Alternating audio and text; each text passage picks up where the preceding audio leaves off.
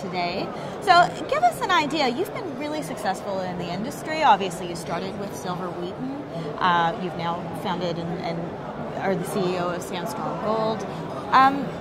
What attracted you first to the streaming business?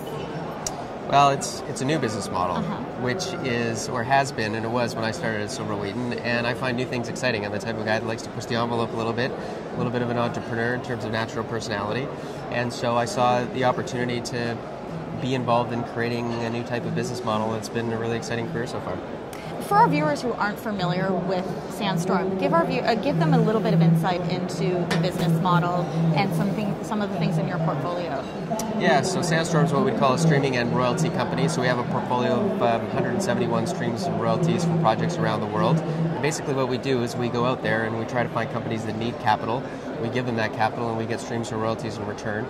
We try to be as entrepreneurial as possible and find different ways to create value for them. So a lot of the deals that we're doing in the last few months is having CEOs come to us saying that they want to sell us a royalty. They want us to take a lead order in their equity syndicate because they want, when they have drill success, they want Sandstorm's 41,000 shareholders to pay attention to those drill results, to bring attention to their company.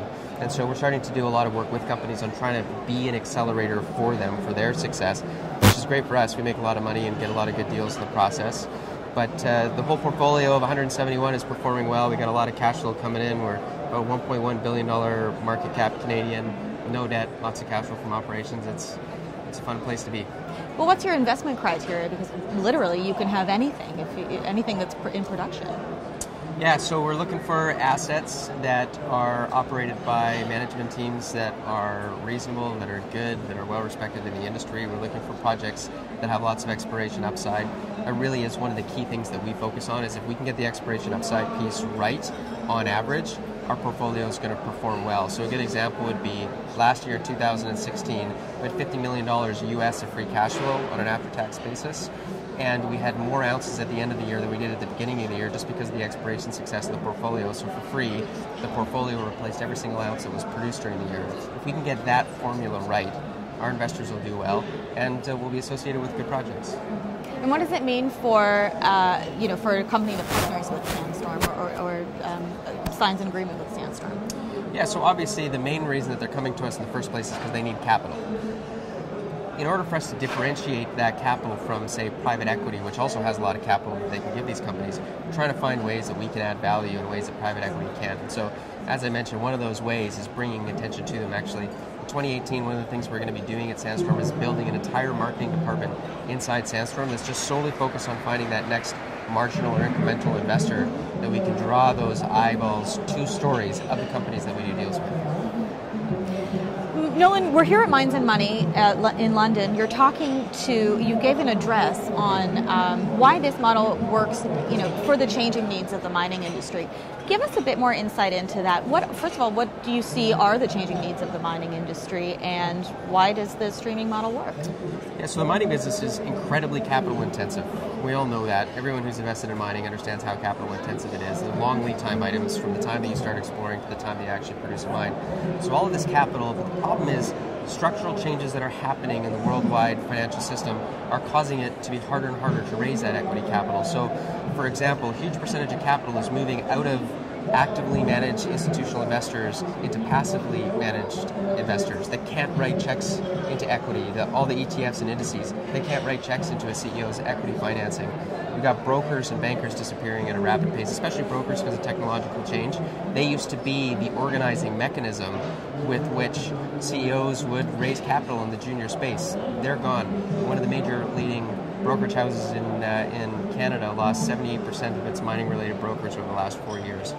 And there's a significant percentage of capital that has moved from the equity portion of the capital structure into other portions, like streaming and royalty companies. When I started at Silver Wheaton, our combined market cap globally of streaming royalty companies was $300 million.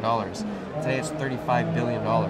And so that's capital that's not available to be invested in the equity of these companies. So companies are having a really, really hard time raising equity right now. So one of the value-add things that we can do for companies is bring that attention back to them, get the eyeballs back on their story so that when they do have success with the drill bit, they can raise that equity capital.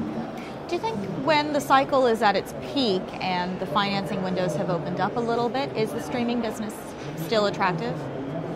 Well, it's attractive for the streaming companies because when the financing's at its peak is usually because commodity prices are at the peak and the industry is at the peak, which means we've got this portfolio that is producing just huge amounts of cash flow that we can return to shareholders. So, for example, right now, Sandstorm has an active normal course issuer bid, which is a share buyback plan. We're buying back our shares all the time.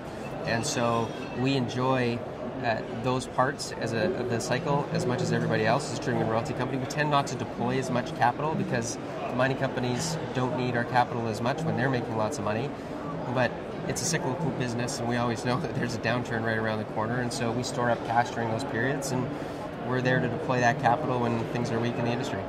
Well, Nolan, you won the Peter Monk Award earlier this year. As I said, you've been very successful in the business up till now. As a final question, do you have any advice or any tips to share with other young entrepreneurs that are looking to be successful in the mining industry? Yeah, where to start? I've learned a lot of things over the years. And I would say that there's a lot of cliches out there. Most of them are true, and they're cliches for a reason. If there's one slightly different take that I would have, it would be avoid debt. And I don't mean just avoid debt with your business. If you're starting up a business, yes, avoid debt, but avoid debt personally if you can. One of the odd things that I did is with my wife when we were young, we said, I wanted to be able to take risks with my career. And if you're going to take risks, you have to have a unrisked balance sheet or a non-risky personal balance sheet.